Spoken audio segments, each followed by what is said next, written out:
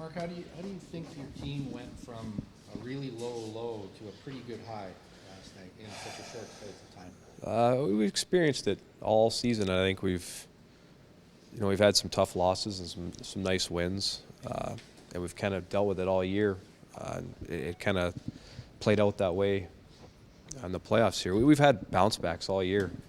We didn't expect anything different. We knew we were going to come out strong. The way the game played out, the comeback and the overtime game, don't know if we expected that, but we knew we'd have a strong game. A lot of guys after game four, including yourself, were talking about how the big guys had to show up, and everybody seemed to show up for game five yesterday, including yourself, pitching in and getting the goal. Yeah, I don't know if we want to put that much pressure on just a few individuals. We knew at some point that they were going to contribute. And obviously they did. A couple of big plays, Connor with the hit and, Leon with a couple of points. But there's still another level for our team to get to, and we're going to need it. This is going to be a really difficult game tomorrow. We're going to need everybody and probably a little bit more. Biggest challenge yet, Mark. How do you put this team away? Oh, we're gonna find out. It's our first chance as a group to experience this. So we'd love to do it in this first game.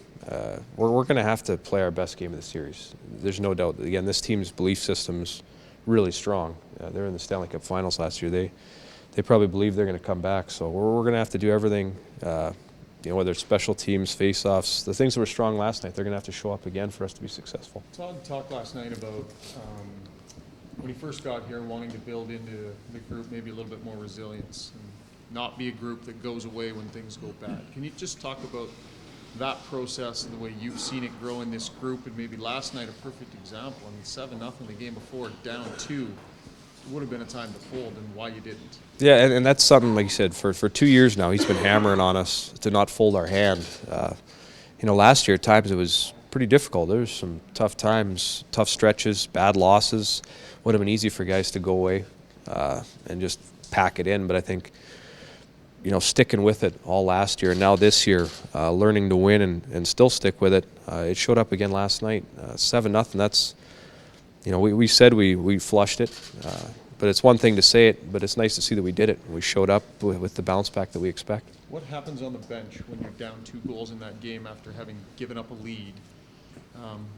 What's the dynamic on the bench, and how did you handle it well? It was pretty calm. And I think everybody realized we were playing a pretty good hockey game at the time. The score just didn't indicate kind of the results we were looking for. But we felt like if we stuck with that kind of intensity, those details, the way we were skating, it was going to eventually go in our favor. We might have to use all 60 minutes. But the bench, for the most part, stuck with it. The fans stayed in the game, helped us out. It was a really calm influence on the bench.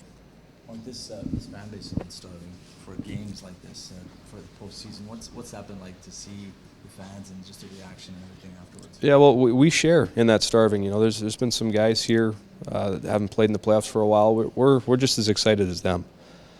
So for the emotion they've pumped into us, with the anthems and the cheering, it's big. It always gives you some energy, and it's really appreciated. And for you being somewhat of a local guy, Elk Point from Bonnyville, are you getting texts, or do you know if there's a bunch of people watching and watching, you and how the team's doing in the neighborhood? Yeah, of course. I mean, this is an Alberta-wide thing. Teams behind us, but several text messages, but nothing different than the regular season. Just a few more here and there, but you can tell the support's certainly there from the whole province.